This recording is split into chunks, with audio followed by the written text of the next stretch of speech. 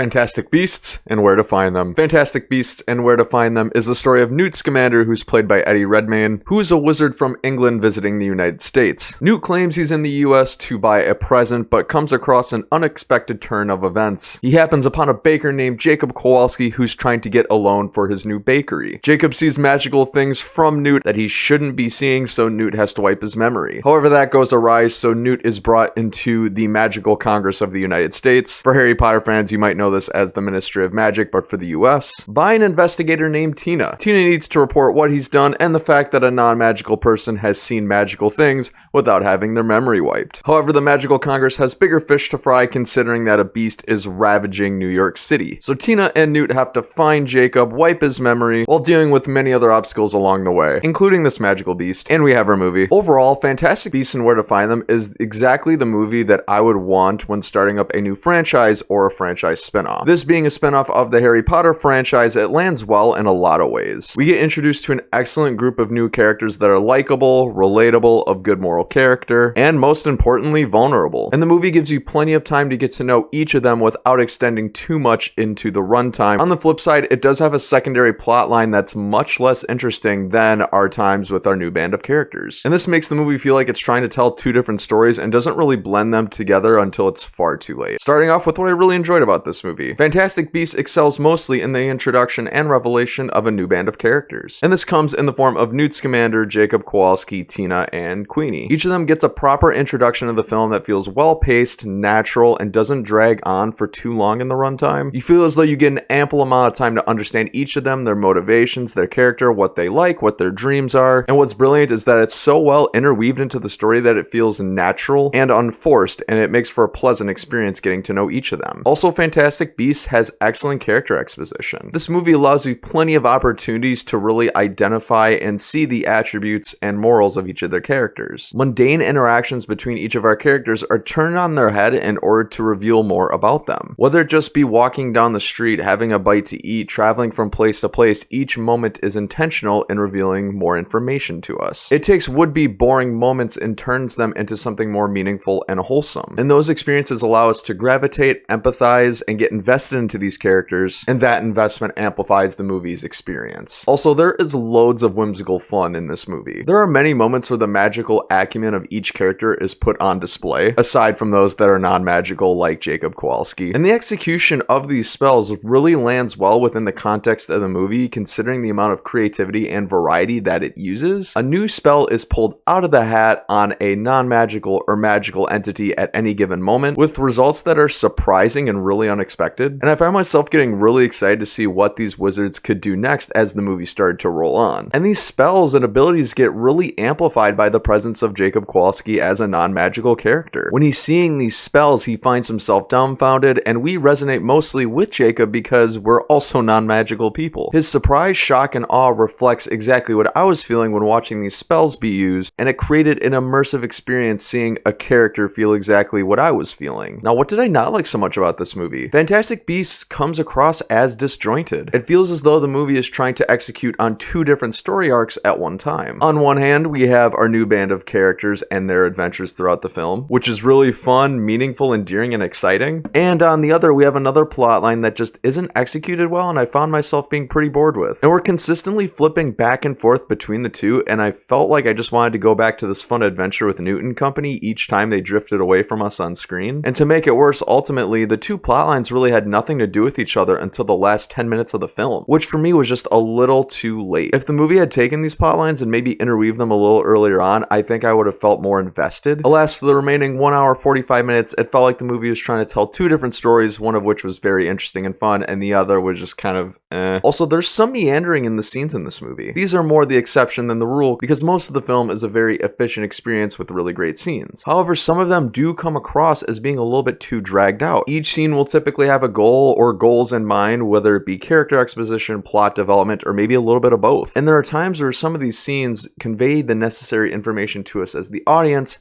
but they continue on for a few more minutes longer. And when you already have what you need and the film's runtime is already just above 2 hours, that can kind of drag down the experience for those of you who don't like longer movies. Friends, at the end of the day, I'm gonna have to give Fantastic Beasts and Where to Find Them a 7 out of 10. I thought it was good and I highly recommend watching it. It's on HBO Max right now if you want to give it a watch. Friends, have you seen Fantastic Beasts and Where to Find Them? What'd you think of it? You know where the comment section is. Let me know. Thanks so much for watching another Bankrupt Hip Hop movie review. If you like this, click right here if you'd like to see more. I've been Bryson. Until next time, have a great day.